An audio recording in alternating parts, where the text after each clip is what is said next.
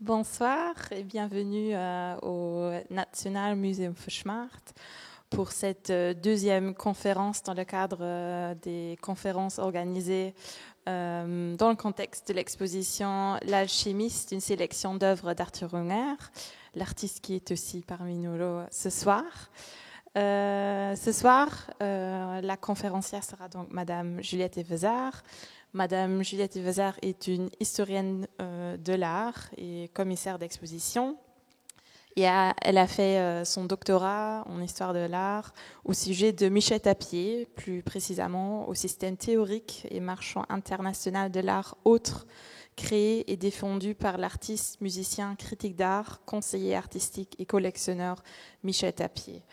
Et c'est donc dans le contexte de la rencontre entre l'artiste et Michel Tapier qui a eu lieu en 1970 à Paris que Madame Evezard va nous raconter. Et il y a aussi un livre qui a été publié récemment aux éditions des Presses du Réel qui s'appelle « Un art autre, le rêve de Michel Tapier » qui est également en vente en haut dans notre librairie au shop que je peux vous recommander, qui a donc récemment paru.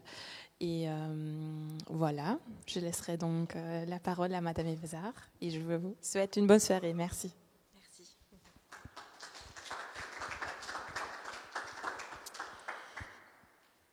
Bonjour, je suis très heureuse d'avoir été conviée et je remercie beaucoup Madame Lisa Osmer de m'avoir invitée à parler de cette rencontre entre Arthur Unger et Michel Tapier qui a donné lieu à de très beaux événements dont on va parler par la suite.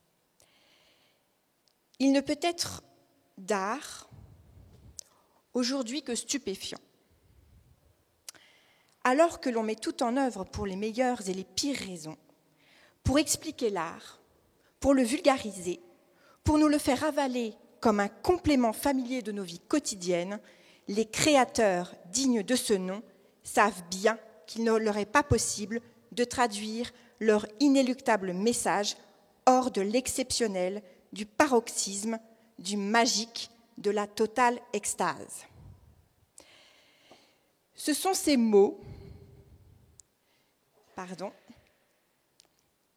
qui ouvrent le manifeste, publié à l'hiver 1952, écrit par Michel Tapier alors qu'il est en visite à la Biennale de Venise et qu'il est logé par son ami artiste, la peintre Ruth Franken. Ces mots sont à peu près les mêmes que ceux qu'il emploiera presque 40 ans plus tard pour parler de l'œuvre d'Arthur Unger. Je cite, en 1979, il écrit « Unger a un devenir artistico-esthétique aussi qualitatif qu'aventureux, tant pour lui que pour l'amateur d'art en quête d'enchantement incantatoire », qui rappelle le paroxysme, la magie, la totale extase des mots qui ouvrent le manifeste. Il n'a pas peur, Arthur Unger, de s'aventurer dans les voies dangereuses pour un occidental, dans l'art calligraphique, dépassant les questions d'écriture. Ce sont les mots de Michel Tapier. À l'évidence, ces deux êtres, ces deux hommes, étaient faits tôt ou tard pour se rencontrer. Mais alors, quelle est l'histoire de cette rencontre ? Et que révèle-t-elle d'un monde, celui de 1970, d'une époque et de la peinture d'Arthur Unger. Cette rencontre, elle n'est pas le fruit du hasard parce que Arthur Unger est un homme d'action et il provoque les rencontres. C'est un aventurier. Si je ne me trompe pas, Arthur, vous aviez 34 ans quand vous êtes arrivé à Paris en 1970 à la recherche d'un coup de pouce parce que vous veniez de quitter l'Afrique, où vous étiez administrateur au Congo, engagé à l'OTAN. Et donc, à 34 ans, on fait un premier bilan de son existence. Et là, vous vouliez, comme vous peignez énormément, en parallèle à vos activités intenses, vous aviez décidé de vous lancer dans une carrière entièrement artistique. Et ce n'est pas un hasard, encore une fois, si vous êtes arrivé à rencontrer Michel Tapier dans un quartier où il fallait aller quand on voulait réussir en tant qu'artiste, le quartier la rive gauche, de Paris, que vous connaissez peut-être, qui était le quartier où il fallait se rendre pour réussir, puisque c'était le quartier où tout se passait, et ce depuis vraiment le tout début des années 50, voire peut-être même pendant la guerre, où les galeries naissaient et fleurissaient. Rue de Seine, quartier de Bussy. Ce quartier rive gauche, il est délimité au nord par la Seine, et là vous allez le voir un petit peu mieux sur cette carte. Vous voyez l'Institut de France. Elle est où ma souris? L'Institut de France ici. Et vous avez la rue de Bussy qui délimite au sud le quartier qui est très circonscrit, à quelques rues finalement, qui concentrait un maximum de galeries d'avant-garde. C'était le pôle commercial vraiment artistique de la rive gauche, et on y trouvait tous les commerces culturels, les librairies, les magasins d'antiquités, les galeries d'art. Ce quartier, ces rues sont particulièrement denses, sont particulièrement étroites et donnent la sensation à tout amateur d'art que chaque boutique est une galerie d'art. Alors, on peut imaginer Arthur arpenter ces rues, aller de la galerie René Drouin, qui existait encore et qui était une véritable institution, puisque elle avait fait découvrir, avant de se trouver rue Visconti, en 1954, elle était place Vendôme, elle jouxtait le Ritz et elle avait fait découvrir tous les artistes que vous connaissez aujourd'hui, Jean Dubuffet, Georges Mathieu, Vols, Henri Michaud, tous ces artistes que Arthur Unger va admirer dans les années 70 et encore aujourd'hui, étaient dans cette galerie. Et vous aviez aussi une galerie qui avait donné le ton, et qui s'est installée au mi-temps des années 50, rue des Beaux-Arts. C'était la galerie Iris Clair, qui était une galerie de l'avant-garde, des nouveaux réalistes et des affichistes. La galerie d'Yves Klein, la galerie qui a organisé la retentissante, l'étonnante exposition du vide, où toute la pièce était vide et Yves Klein avait convié ses invités. En réponse à cette exposition, Armand avait organisé dans cette même galerie, qui faisait 12 mètres carrés, la galerie Le Plein. Iris Clair, qui envoyait des boîtes de sardines en guise d'invitation à l'exposition Armand, elle osait, elle innovait, elle a donné la couleur au quartier, la couleur que Arthur Unger a choisie pour se lancer dans la carrière artistique.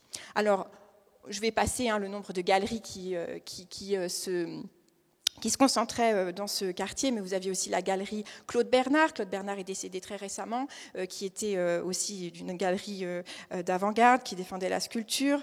Et une seule galerie, une galerie, a attiré plus que les autres le regard attentif et plein d'espoir d'Arthur. C'est la galerie Stadler. Alors, elle attire le regard d'Arthur. Pourquoi ? Parce que d'abord, en 1970, les murs étaient blancs. Les murs étaient totalement blancs. C'était une galerie qui ressemblait à un laboratoire. Et en 1970, c'était encore rare. C'était encore plus rare en 1955, quand elle s'est créée avec l'aide de Michel Tapier. Alors, en 1970, quand Arthur s'arrête sur la vitrine, c'est une exposition de 18 œuvres de l'artiste iranien Hossein Zenderoudi, qui présente 18 encres de Chine sur fond blanc, des entrelacs serrés, des signes calligraphiques empreints d'Iran, évidemment, de tradition iranienne. On a quelques versets coraniques, on a des motifs qui rappellent motifs traditionnels iraniens. Tout cela, évidemment, mêlé à l'abstraction d'inspiration occidentale, puisque Hossein Zenderoudi vivait à Paris depuis 1961. Et donc, on peut comprendre Arthur qui lui-même avait son bouc chargé d'encre de Chine, qui pratiquait un peu la calligraphie, qui était passionné par le geste, par ce médium qu'est l'encre, on peut le comprendre, était attiré par cette galerie.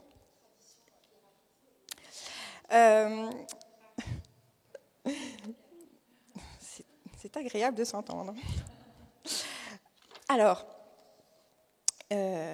donc, il tombe nez à nez avec Rodolphe Stadler, mais plus précisément avec Michel Tapier, qui en 1970, en fait, c'est un moment particulier pour la galerie, pour Michel Tapier, pour Arthur Unger, parce qu'en 1970, Michel Tapier, il est un peu à la fin de son contrat avec Rodolphe Stadler. Il est sur le départ, il est sur la fin de sa carrière, et il va plutôt quitter la galerie pour l'Iran, Justement, puisque Tapier va devenir un des conseillers vraiment importants de Farhadiba, l'impératrice, qui constituait sa collection d'art contemporain et qui constituait aussi la collection du futur musée de Téhéran. Et donc, il allait souvent en Iran, il faisait beaucoup d'allers-retours. Et il œuvrait aussi, un petit peu plus tard, il œuvrera pour la Galerie Cyrus, située sur les Champs-Élysées. Et d'un autre côté, Rodolphe Stadler, lui, qui a toujours vécu, je n'allais pas dire dans l'ombre de Michel Tapier, mais qui a présenté depuis 1955 uniquement les artistes de la constellation Michel Tapier. C'est-à-dire que Michel Tapier, quand on l'engageait avec son carnet d'adresses de collectionneur, mais on l'engageait aussi avec tous les artistes qu'il apportait avec lui. Et à la fin de sa carrière, il en avait plus de 180. Et donc Rodolphe Stadler a organisé des expositions de Mathieu, des artistes japonais Gutai, de Tapiès, de Saora, etc., de tous les artistes de Michel Tapier. Et en 1970, il avait développé ses propres goûts, qui étaient très différents, qui étaient radicalement différents, il se passionnait pour l'arte povera avec Pino Pascali. Il a présenté également Journiac, qui peignait entre autres avec son sang. Il s'est intéressé au body art avec Gina Pan. Donc c'est un tout autre avenir qui se profilait pour la Galerie Stadler sans Michel Tapier. Et Arthur arrive à ce moment-là.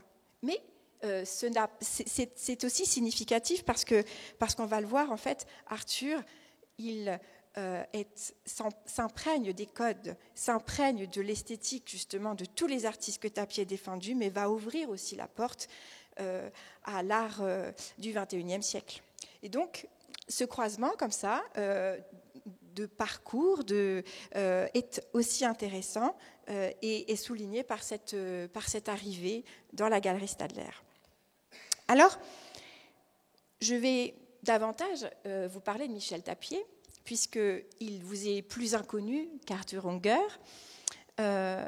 et que fraîchement, je viens d'écrire. Alors, voyez, là, excusez-moi, vous avez Hossein Zenderoudi avec Michel Tapier devant une œuvre pendant le vernissage, en fait, de la Galerie Stadler, d'une de ses expositions en 1970. Donc, Arthur, vous avez vu ses œuvres quand vous êtes rentré chez Rodolphe Stadler en 1970. Donc, ce livre que je viens d'écrire est issu en fait de ma thèse de doctorat qui a été soutenue en 2015, donc il y a quelques années déjà. Et à cette époque, Michel Tapier n'était pas du tout connu. Et il était encore moins 8 ans avant quand j'ai entrepris les recherches sur lui. D'abord, le format de la monographie n'était pas très apprécié par l'université. On préférait les sujets transversaux, me précisait-on. Pourquoi ? Parce que la monographie, depuis l'école des annales, vous connaissez peut-être, faisait très peur parce que c'était considéré un petit peu comme la petite histoire. Une histoire de destin d'un seul individu ne pouvait pas intéresser un historien qui voulait embrasser l'histoire du collectif. la monographie semblait, pour longtemps et même encore aujourd'hui, relever un petit peu de la petite histoire, presque même de la commémoration. Jacques Le Goff parlait de plumitif de l'historiette pour parler des écrivains de monographie.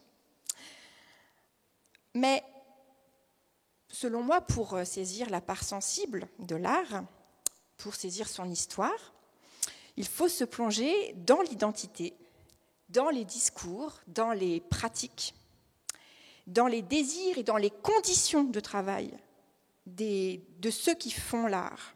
Et ce ne sont pas toujours les artistes, ce sont aussi les promoteurs des artistes. Il faut se plonger dans les rêves. Et c'est ce qui m'a fait trouver ce titre, puisque Michel Tapier a beaucoup rêvé, et les rêves sont des indicateurs aussi d'une époque, même s'ils ne sont pas tous réalisés. Ce sont des portes qui s'ouvrent pour les successeurs de Michel Tapier. Donc, ce destin d'un seul homme, en fait, touche finalement tout un continent et un monde pour Michel Tapier, parce qu'il a vraiment, vous allez le voir, fait le tour du monde. Alors, j'avais un peu peur de tomber aussi dans la géographie, vous voyez, dans la célébration du personnage, sans voir ses travers, mais ces travers, finalement, je les ai vus, et j'ai essayé de brosser un portrait en mi-teinte, le plus fidèle possible à l'ambivalence humaine qu'est Michel Tapier. Michel Tapier, c'est un homme qui est censé être un homme de l'ombre, puisqu'il pousse les artistes vers la lumière. Mais Michel Tapier était tenté par la lumière. Il était aussi au service de sa propre promotion, ce qui fait l'ambivalence. Il y a une deuxième ambivalence qui concerne cet homme, c'est le fait qu'il se présente comme un amateur d'art. Il s'est présenté comme tel en Italie, par exemple, quand il est allé à Turin, on y reviendra. Mais les Italiens se sont très vite rendus compte que l'amateur d'art vivait financièrement de l'art. Et c'est ce qui a aussi créé parfois une incompréhension de la part du public et des contemporains. Ces nuances ont été rendues possibles grâce à un travail de recherche, de grande recherche, et en fait dans les archives familiales de Michel Tapier, qui comprennent des correspondances, des lettres inédites pour la plupart, de Jackson Pollock, de Jean Dubuffet, et ça mériterait même une publication tant les échanges sont riches. Dubuffet qui parle de ses voyages aux États-Unis, de ses découvertes des artistes comme Pollock, de Kooning, dont on n'entendait pas parler à cette époque, mais Dubuffet les a découverts avant tout le monde. Et les a même fait connaître à Michel Tapier.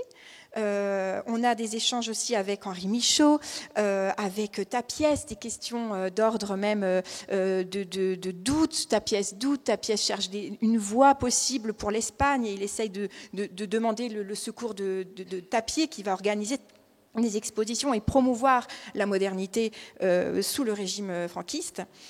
Il va y avoir des correspondances avec Claire Folkestein, avec Serpent, avec des artistes moins connus, et des correspondances avec des marchands très célèbres comme Samuel Coutts, comme Betty Parsons, la fameuse galeriste, des expressionnistes abstraits dont Jackson Pollock, avec Pierre Matisse, le fils de Matisse qui s'est installé aux États-Unis et qui avait une immense galerie prestigieuse new-yorkaise, avec d'autres.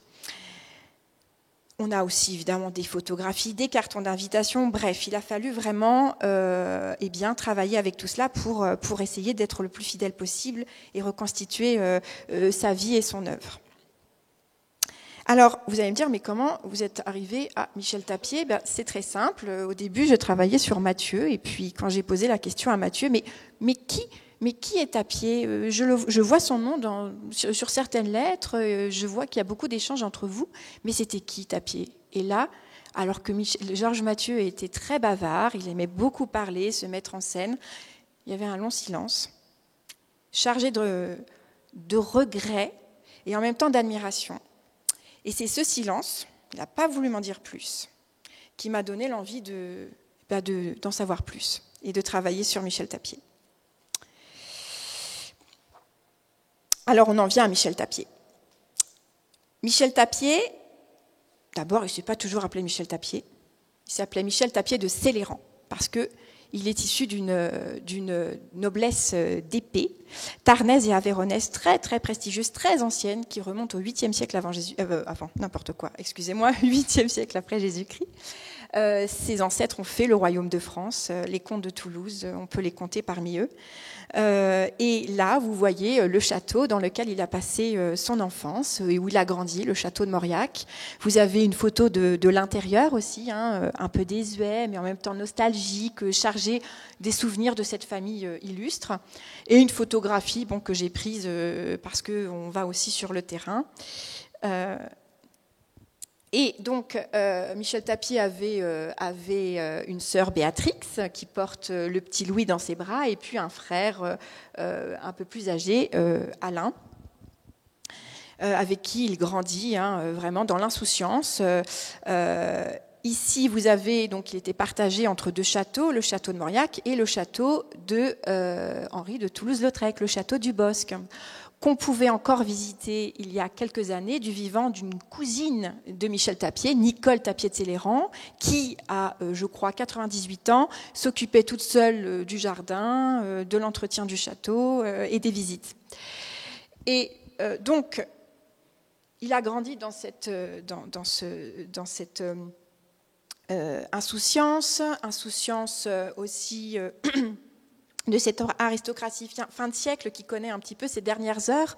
Elle est obligée de se défaire des métairies dont elle vivait de rente et des rapports de ces métairies. Et en fait, elle est obligée peu à peu de les vendre parce qu'aucun d'eux n'a de métier. Et donc, on vit des produits, des récoltes, des terres agricoles. On fait beaucoup de vin à Mauriac, mais il n'y avait que 2 hectares, donc c'est assez peu en fait pour subvenir aux besoins de toute la famille. Mais on partait quand même à Super-Bagnères, à Biarritz. Voilà, vous avez en fait les photographies retrouvées qui montrent un Michel Tapier vivant, une famille vraiment unie, mais loin des querelles artistiques de l'après-guerre, loin de toute question d'ordre esthétique et artistique. Pour faire rapide, Michel Tapier donc, est envoyé, comme tous les enfants de grandes familles, puisqu'il y a la séparation de l'Église et de l'État en 1901 en France. Et donc, on n'enseigne plus la religion. Et donc, les familles qui voulaient poursuivre cet enseignement envoyaient leurs enfants en Espagne. Et donc, Michel Tapier est allé à Saint-Ignace de Loyola, où il a une éducation assez stricte. Il y a étudié les humanités, tandis que ses frères faisait de l'escrime, et bien lui se livrait au dessin voilà. Donc vous avez le collège Saint-Joseph, puisque le collège de Saint-Ignace a fermé. Et puis par la suite, j'ai retrouvé dans les archives à Montrouge des jésuites, et bien la photographie de Michel Tapier, élève, étudiant. Donc vous l'avez ici entouré, cerné de rouge. Alors très vite, Michel Tapier s'ennuie et il monte à Paris parce que je vous disais qu'il se livre au dessin et donc il veut vraiment poursuivre une carrière d'artiste. Il va à Paris et il va rentrer à l'académie de Fernand Léger et de Aux-Enfants. Amédée aux enfants. Il va apprendre vraiment la construction, le purisme, c'est-à-dire la construction des œuvres très rigoureuses où chaque élément est considéré comme un élément presque d'architecture. Et il va réaliser des œuvres qui vont être exposées lors de salons à Paris, mais qui vont être assez critiquées, assez mal reçues, parce que considérées comme un peu suiveurs de Amédée aux enfants. Et là, vous voyez une comparaison entre une œuvre donc de Michel Tapier de 1931 et une œuvre datée de 1928 d'Amédée aux enfants, et vous voyez quand même la similitude de la composition formelle. Il aimait la haute pâte, c'est-à-dire la pâte épaisse, qu'il sculptait presque, et on le voit dans la série des boxeurs. Donc, à voir ces œuvres, qui sont intéressantes, on comprend malgré tout que Tapier ait abandonné le pinceau assez vite pour se livrer, non pas encore à la critique d'art, mais à la musique. Parce que Michel Tapier était aussi musicien. Il pratiquait 5 instruments, il a appris en autodidacte. Sa mère jouait de l'harmonium, hein, mais vraiment, il a appris tout seul. Et pour vous dire que c'est un homme brillant, il était assez demandé par les orchestres de jazz pour faire danser les Parisiens dans les caves du Montparnasse. Et c'est là aussi qu'il a commencé à fréquenter Max Ernst, Francis Picabia, Picasso. Il a rencontré en fait tous ces artistes dans les caves du Montparnasse et avec lesquels il jouait aux échecs. Enfin, on sent qu'il y avait un retour en fait de l'intérêt pour la peinture. Il était vraiment commencé à être partagé par la musique et la peinture. Et parfois, on a des lettres où il veut vraiment arrêter la peinture, devenir chef d'orchestre et devenir la star du jazz hot à Paris. Et parfois, ne gagnant que quelques francs, il essaie malgré tout de percer en peinture. Donc il était comme ça, un petit peu déchiré entre deux destins, deux carrières. Donc voilà, on le voit encore ici. Donc là, il est entouré des musiciens de Marcel, d'Aimable, assez connus peut-être en France en tout cas. Donc il faisait un peu le tour de France, hein, il ne restait pas à Paris et il était père de famille, père de 5 enfants. Et père de 5 enfants, sa femme Simone Brie, il l'avait rencontrée, elle était artiste aussi à l'Académie Fernand Léger et puis elle a très vite arrêté pour élever ses enfants. Et Michel Tapier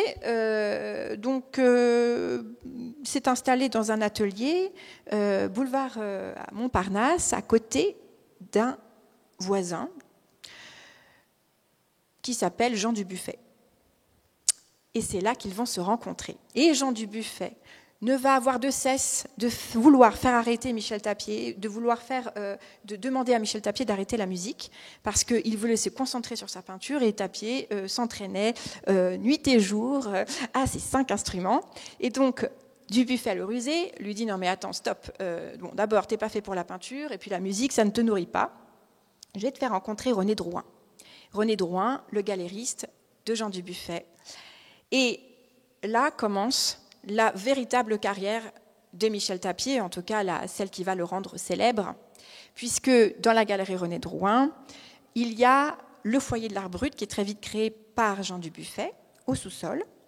La galerie René Drouin jouxtait l'hôtel du Ritz. Et très vite, Michel Tapier va surveiller les salles, d'abord. Il va être engagé pour surveiller les salles parce que Jean Dubuffet fait scandale à Paris. On a vandalisé des œuvres dans la galerie René Drouin, il faut un surveillant. Et puis Michel Tapier apprend très vite. Il se fait l'œil, il se fait des contacts et René Drouin le prend comme conseiller artistique de la galerie René Drouin.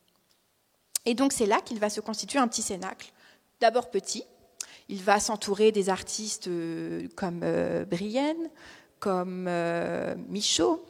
Avec Michaud, ils vont vivre beaucoup d'aventures, ils vont réaliser un livre ensemble.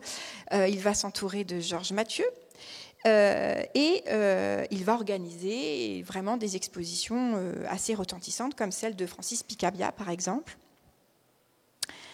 Et donc là, vous voyez, je vous montre cette photo parce qu'elle présente Michel Tapier avec un portrait de lui réalisé par Jean Dubuffet. Et Jean Dubuffet en a réalisé plus d'une vingtaine en août 1946.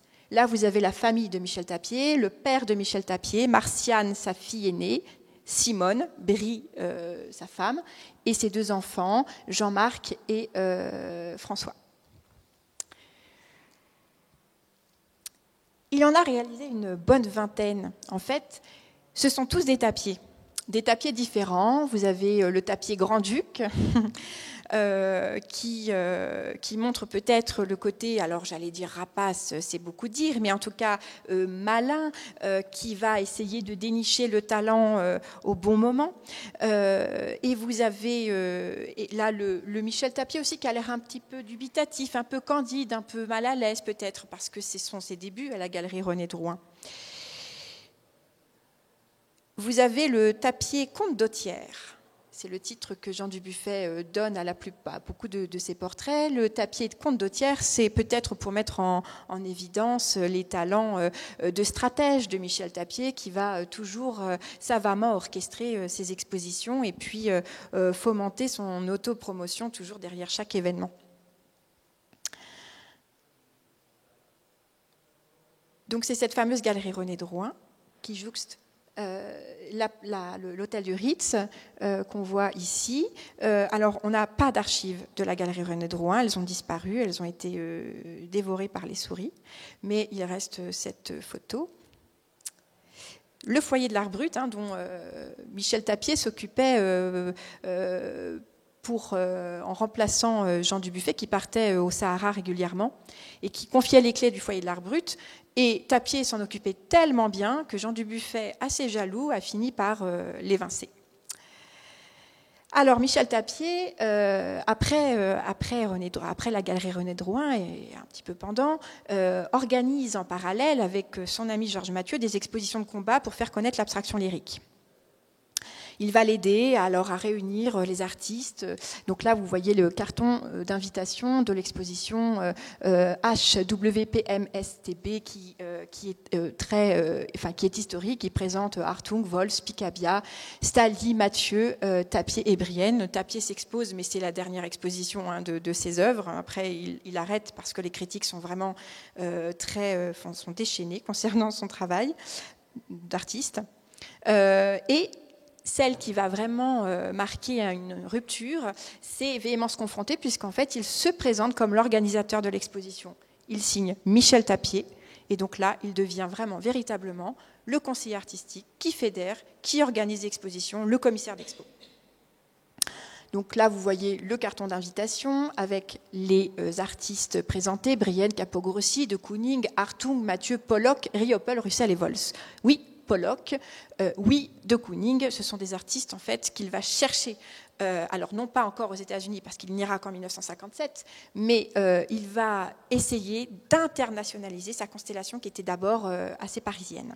Lui, sa volonté, ce sera toujours de transgresser, de dépasser les frontières parisiennes et nationales. Alors il est malin, Michel Tapier, parce que d'abord, Michel Tapier, pour le moment, c'est encore pas grand-chose, c'est pas quelqu'un, il n'est pas connu. Mais malgré Véhémence confrontée, dont on parle quand même dans la presse, ça reste dans un petit cénacle parisien. Eh bien, il va essayer de diffuser son nom intelligemment. Il va essayer, il va se lancer dans l'édition, et il va mettre Emmanuel Louten, le poète de la galerie René Drouin, qui fréquente beaucoup les lieux, qui achète un petit peu et qui écrit. Et ben, il va lui demander en fait d'écrire et de collaborer avec des artistes comme Georges Mathieu ou comme avec Meurtre sacral, Roger Edgar Gillet, qui est moins connu que Mathieu, mais qui mérite vraiment de l'être d'ailleurs. Et il aura toujours soin de coller son nom, Michel Tapier, à des noms qu'il croit vraiment prometteurs pour se mettre en avant, en fait. Et il fera de même avec Karel Appel. Karel Appel, déjà assez connu en 1954, puisque très présent aux États-Unis. On parle beaucoup de lui. C'est un ancien Cobra. Et il va demander à Emmanuel Louten d'écrire pour que Karel Appel illustre son poème. Et Michel Tapier ajoutera son nom. Et le gros coup de Michel Tapier, c'est Dali. Georges Mathieu, toujours l'ami de Michel Tapier, depuis la galerie René Drouin. Georges Mathieu, lui, il est peintre le dimanche, mais la semaine, il est publicitaire pour la revue United States Lines Paris Revue, qui est en fait une compagnie maritime de paquebots transatlantique. Et ce statut va lui permettre en fait de se rapprocher de Dali, qui emprunte régulièrement ce paquebot pour faire le voyage Paris-New York. Et il va en fait très vite organiser l'agenda personnel de Dali. Il va être en fait un peu l'homme à tout faire de Dali, l'homme des confidences, etc. Et donc, il va profiter de cette proximité pour le présenter à Michel Tapier. Et Michel Tapier, tout de suite, va sauter sur l'occasion pour lui proposer une édition, et d'autres suivront. Et coller son nom à celui de Dali, c'était vraiment un coup fort, un coup important pour le faire connaître à l'international. De la galerie René Drouin, il passe ensuite au studio Facchetti. Facchetti, en fait, est un photographe de mode et il a un studio rue de Lille. Et ce studio va devenir très vite une galerie sur les conseils de Georges Mathieu. Et qui va travailler dans la galerie Facchetti en tant que conseiller artistique? C'est Michel Tapier. Et il va organiser une première exposition des œuvres d'Alfonso Osorio qui va inaugurer la galerie. Et c'est très intelligent parce qu'Alfonso Osorio est, au-delà d'être un artiste très intéressant, il est aussi collectionneur et mécène. Mécène de qui? De Jackson Pollock. Et donc c'est par l'intermédiaire d'Osorio que Michel Tapier va faire entrer Pollock à Paris et le présenter pour la première fois en exposition personnelle à Paris. C'est cette exposition Jackson Pollock, c'est une véritable bombe à Paris. Tout le monde parle de cette exposition. Les artistes courent la voir, les galéristes, enfin tout le monde. Même les Américains font le voyage à Paris pour aller voir cette exposition sensationnelle qui fait la renommée de la galerie et la renommée de Michel Tapier.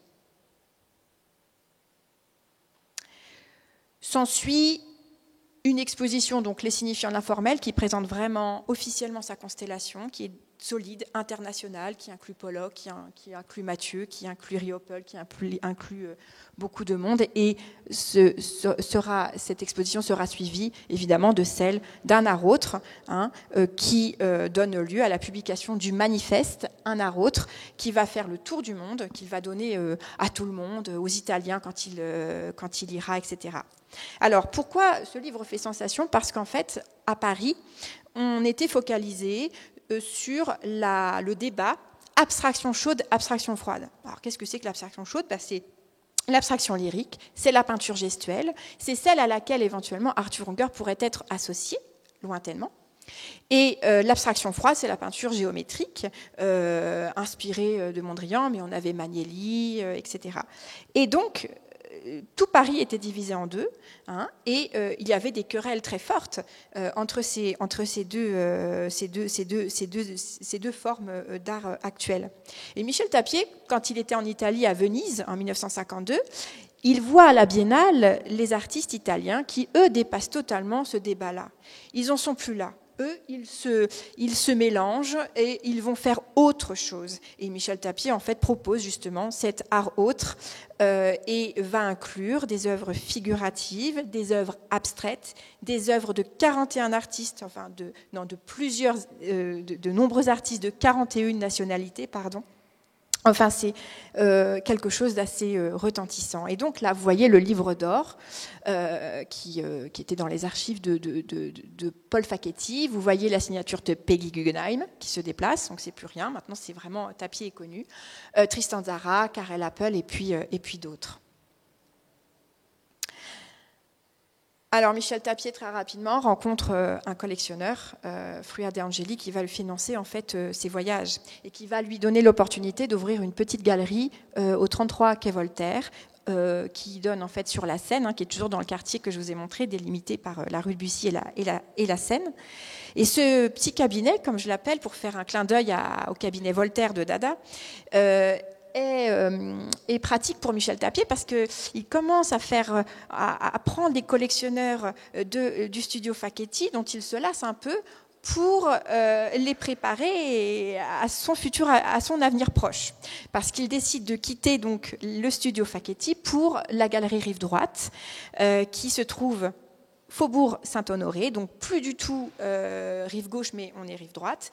Elle est dirigée par Jean Larcade, un jeune galeriste qui vient de revenir de New York, où il a raté son coup, puisqu'il a monté une galerie, mais il présentait des Poliakov à l'heure où les collectionneurs américains fermaient leurs portes aux Français, sinon les ouvraient, mais pour Picasso, Matisse, etc., mais fermaient leurs portes pour défendre uniquement les abstraits de leur pays. Voilà. Et donc, à ce moment-là, évidemment, Jean Larcade s'est heurté à un mur et est revenu à Paris. Il a fait la rencontre de Tapier. Et comme Tapier s'intéresse aux artistes américains, eh bien, c'était une aventure se destinait pour les deux, puisqu'ils ont organisé beaucoup d'expositions autour des artistes américains, mais pas seulement. Vous voyez là ici le couronnement de Charlemagne, qui a été réalisé donc par Georges Mathieu, l'œuvre, dans la propriété de Jean Larcade à Saint-Germain-en-Laye. Et tout était médiatisé.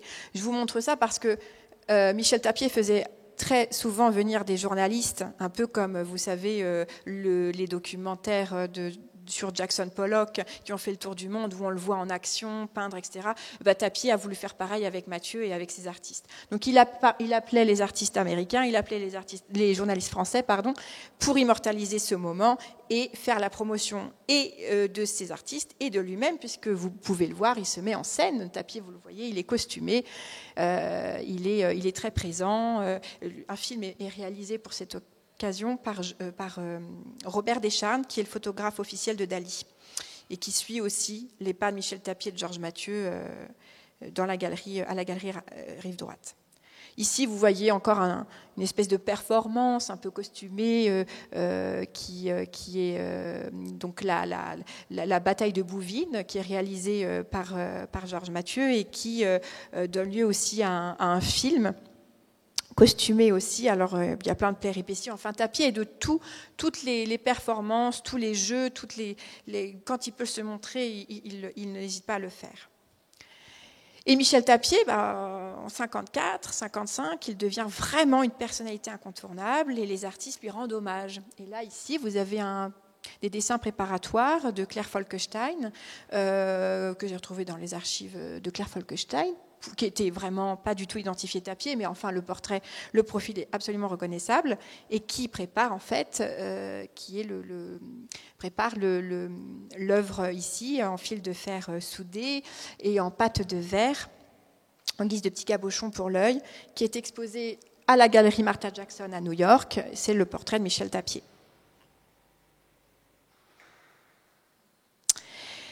Paul Jenkins, un artiste américain, très connu déjà en 1956, vraiment lancé à Paris par Michel Tapier, va orchestrer un livre en hommage à Michel Tapier qui va contenir des extraits de Michel Tapier traduits en anglais.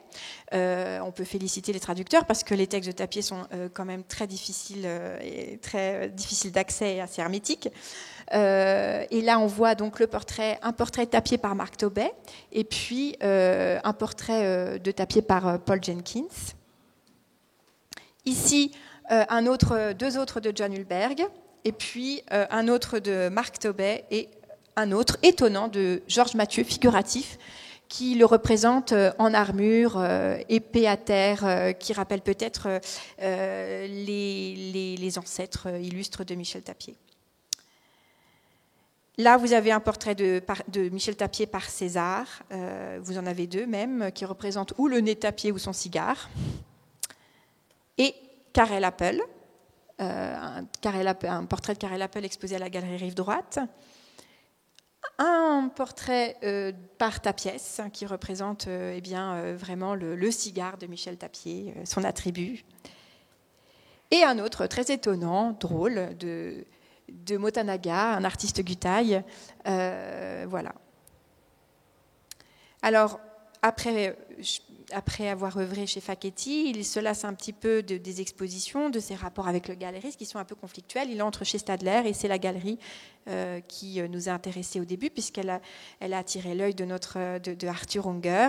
La première exposition, c'est encore une exposition de la constellation Tapier, avec des artistes comme Tapiès, qu'on retrouve, Gianni Dova, Claire Folkestein, etc.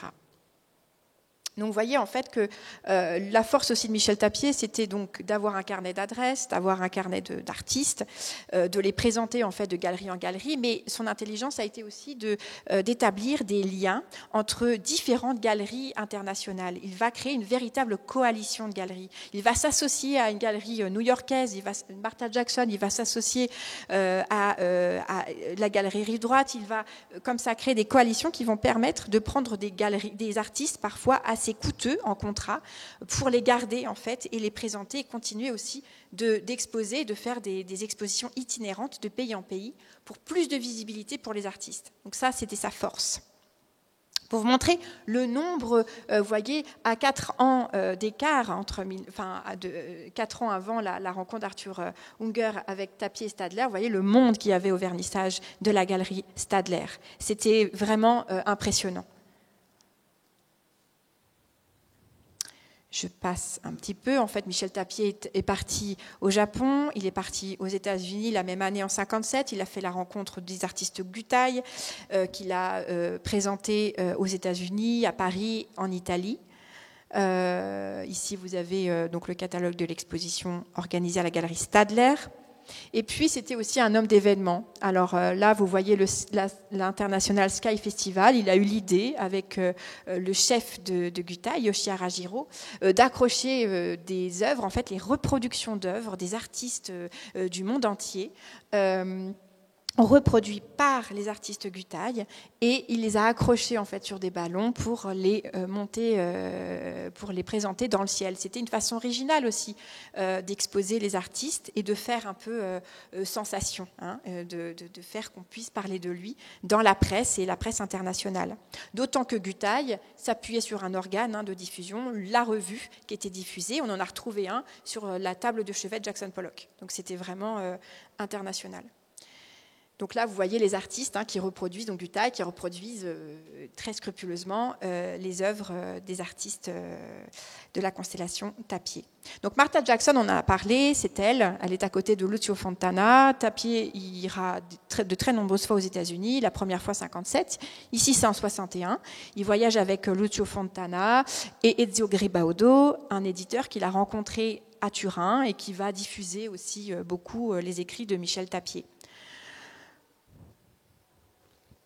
Il va en profiter pour faire la tournée des studios. Et là, en fait, il est dans le studio de Norman Bloom en 61, parce que les voyages, c'est toujours aussi l'occasion de resserrer les liens avec les artistes aussi. Et je vous disais, un homme de scène, un homme d'événements, bah oui, parce que notamment, donc, il a organisé le Sky Festival à Osaka, mais il a aussi, en 1959, organisé Arte Nuova, une exposition qui a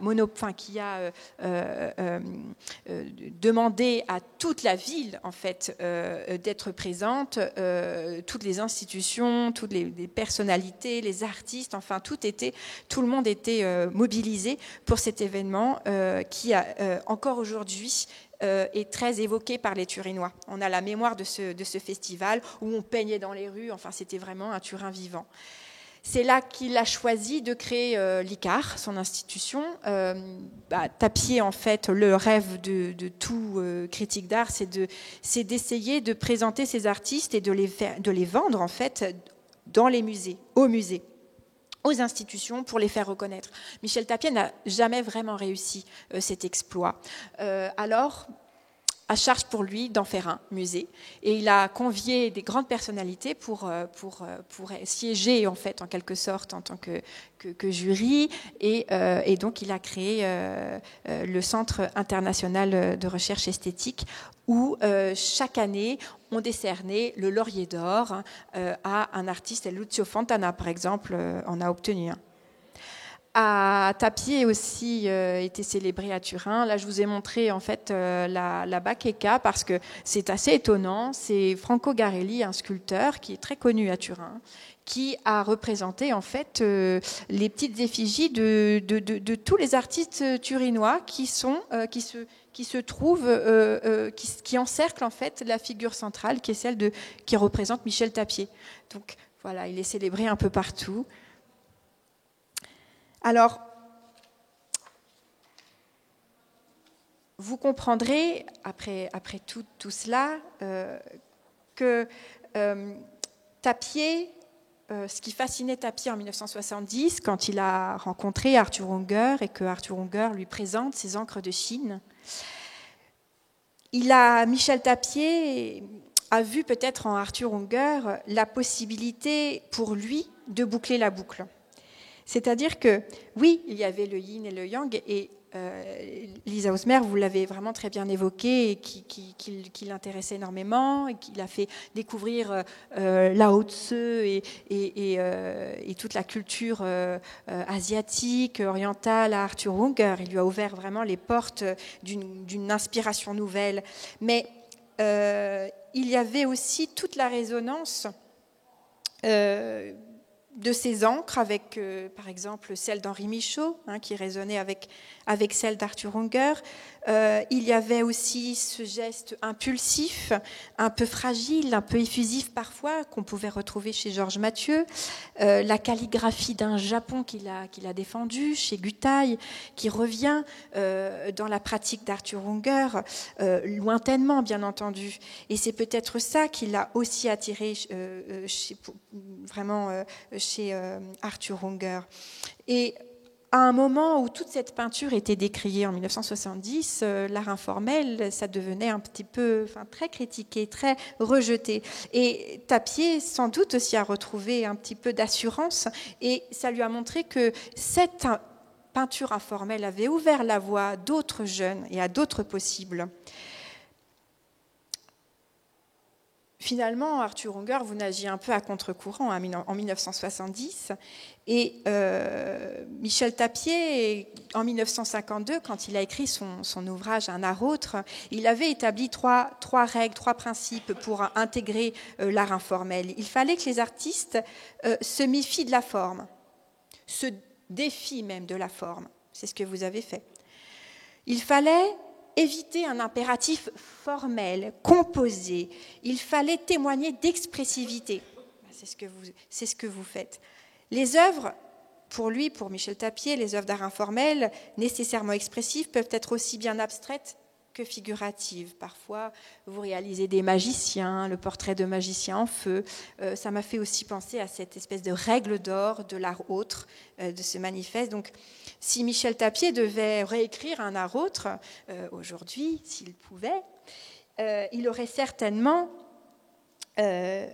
rajouté à toute la... Parce qu'il a loué les épaisses tartines de Fautrier, les ténues projections de poudre de Fautrier, les coups de pinceau délavés de Fautrier, les graffitis, les couleurs très simplement violentes de Dubuffet.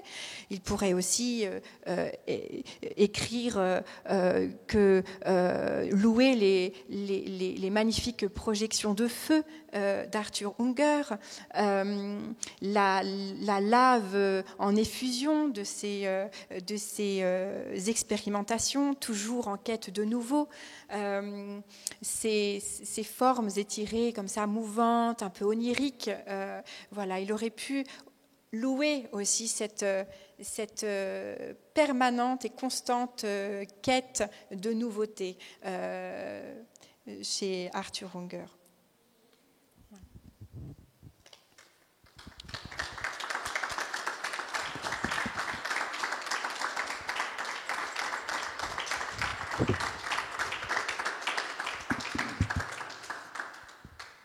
Vous voulez dire quelques mots, Arthur? C'est compliqué pour moi. Est-ce que vous voulez que je tienne le micro? Je tiens vers le micro, Arthur. Je vais me tourner quand même vers le public. Chère Juliette, tout d'abord, merci d'être venue à Luxembourg pour nous présenter un Michel Tapier aussi complexe que je n'imaginais même pas. C'était formidable ce que vous avez trouvé dans ce personnage. Je te remercie beaucoup pour le portrait que tu as fait de Michel Tapier. Et je dois dire que j'étais un chanceux et privilégié d'avoir connu un homme de cette envergure internationale et aussi du point de vue humain, d'avoir avec Tapier partagé des choses que nous avons partagées d'une façon très amicale. Tapier, pour moi, était presque comme un père. Et je me rappelle, un jour, j'étais chez moi, Tapier m'a rendu visite, et mon voisin, après, me dit, mais écoute, Arthur, je ne connaissais pas ton père. Tu étais avec ton père aujourd'hui. Je dis, non, ce n'était pas mon père. Comment tu peux dire ça? Mais vous avez le même nez qu'il dit. C'était pas un compliment. Voilà. Voilà. Encore, Juliette, merci d'être venue et merci d'avoir fait cette peinture magistrale d'un personnage hors commun. Merci à vous, Arthur, de nous avoir offert la possibilité de voir cette magnifique exposition, vraiment sublime. Qu'il ait une si belle expo. Merci à vous tous d'être venus pour nous ici. Merci.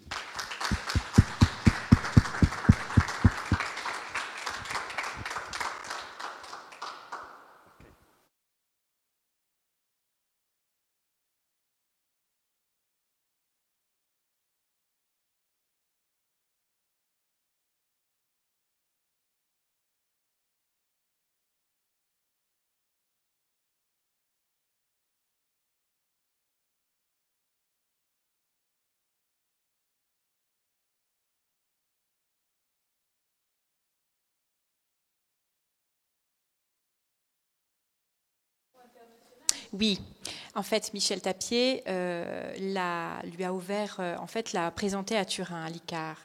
Vous avez raison de le demander. Et ensuite, ça a été un point de départ pour Arthur, puisqu'il était d'abord, vous rentriez dans un grand cénacle, une grande constellation. Vous avez fait des rencontres amicales. Vous avez rencontré Claire Folkestein, je crois. Je n'ai pas compris. Vous avez rencontré Claire Folkestein. Vous avez rencontré les artistes. Vous êtes allé aux États-Unis. Vous avez rencontré des artistes.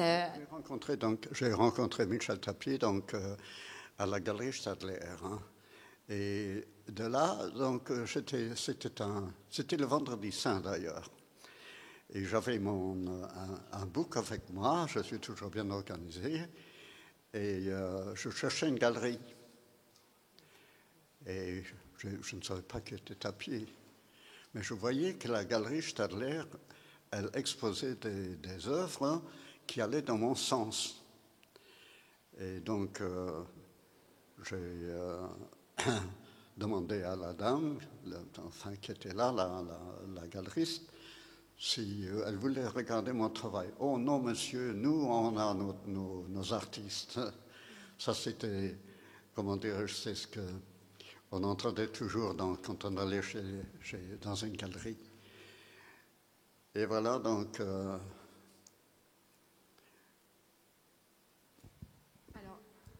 Michel Tapier, oui, il lui a ouvert les portes. Il l'a présenté à l'ICAR à Turin. Et puis, c'était vraiment la fin de la carrière de Michel Tapier. Il cédait vraiment sa place aux jeunes critiques d'art et il lui a fait rencontrer Antegli Botta. Et c'est ensuite, en fait, que tout s'est ouvert pour Arthur Unger, donc ses expositions avec Antegli Botta, voilà, c'était Michel Tapier, si vous voulez, c'était un point de départ. Oui. Il n'a pas quitté Tapier, c'est Tapier qui a quitté la scène en fait artistique. Il s'est effacé assez rapidement. Il a continué avec la Galerie 16 que son fils tenait à Paris, qui a fait très peu de temps et qui présentait les artistes actuels que Tapier et François en fait défendaient. Vous en faisiez partie, mais c'était la toute fin de Michel Tapier qui cédait la place à d'autres jeunes, vraiment. Et il a fini par disparaître de la scène artistique au profit d'autres jeunes. Antegli Botta, c'était vraiment votre critique, votre défenseur par la suite. J'aimerais quand même dire que Tapier avait un grand respect des artistes. Il y avait beaucoup d'artistes, évidemment, qui le sollicitaient, parce que c'était un nom quand même très connu. Et ça se passait d'une façon normalement rapide, parce qu'il a jeté un coup d'œil, ou bien c'était pour lui, ou c'était pas pour lui. Et j'ai eu cette même expérience avec lui. quand je lui ai montré mon book, c'était des encres de Chine, que des encres de Chine, mais des originaux. Alors, donc, il a donné moi ça, il me dit, voilà, d'une façon un peu abrupte, j'ai pas le temps, j'ai un dîner à Saint-Germain. Alors, je lui donne mon book, et le relais qu'il prend, il regarde, il ôte son chapeau, il se met sur la table donc, du bureau, et Tapier était parti. Et après un certain temps, donc, il me dit, voilà, monsieur, ce que vous faites est très intéressant.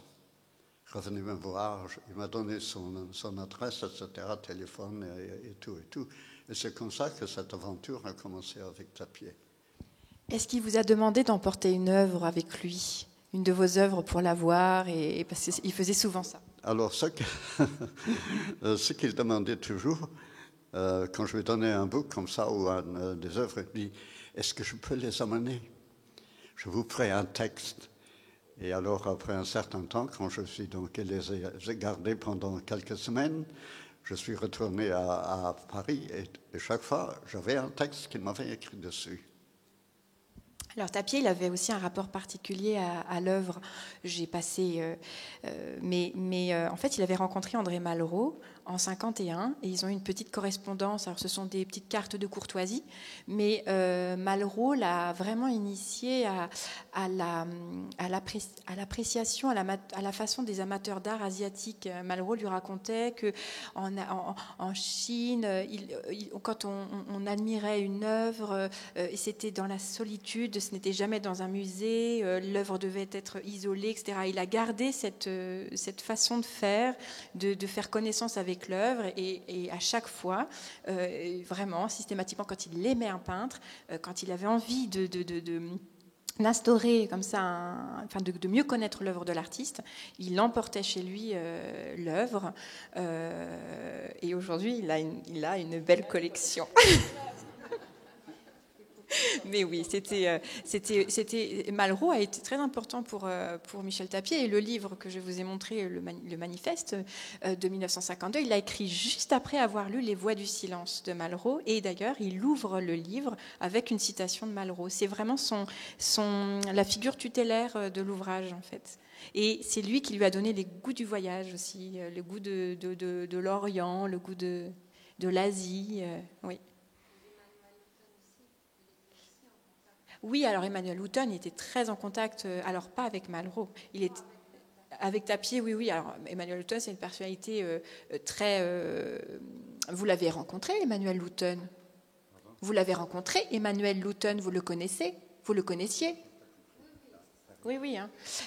Emmanuel Houton, en fait, c'était un poète qui venait des Flandres, de Bergue, et qui avait une activité professionnelle en parallèle. Et il a aussi beaucoup participé à toutes ces espèces de performances costumées avec Mathieu.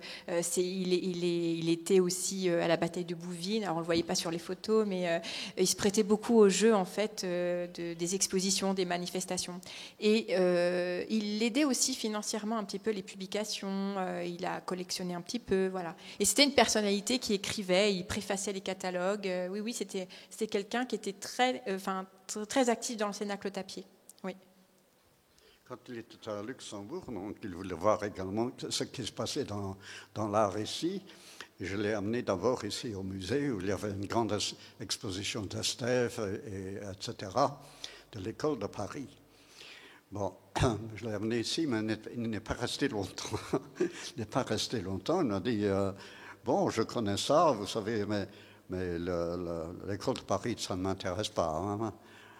Et alors, je voulais aller dans les galeries. J'étais dans une galerie à Luxembourg avec lui également, mais alors, j'ai oublié le nom de la personne maintenant. Mais lui, il connaissait Tapier. Il savait qui était Tapier. Hein? Oui.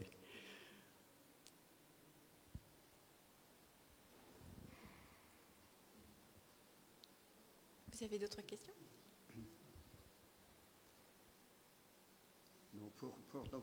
Pour conclure, donc, je dois remercier un peu le ciel ou je ne sais pas qui d'avoir pu faire cette rencontre, parce que dans ma vie artistique, et pas seulement dans ma vie artistique, mais dans mon appréciation de l'art et aussi de la vie, parce qu'il m'a amené sur le taoïsme, n'est-ce pas? Et c'est comme il m'avait dit un jour, du fait que je manipulais l'eau et le feu, il m'a mis, donc il me dit, écoutez, lisez-moi ça. Regardez le Tao et vous comprendrez votre travail et vous-même. Et depuis lors, donc, je me suis mis un peu dans le taoïsme et effectivement, ça m'a aidé pratiquement dans ma vie.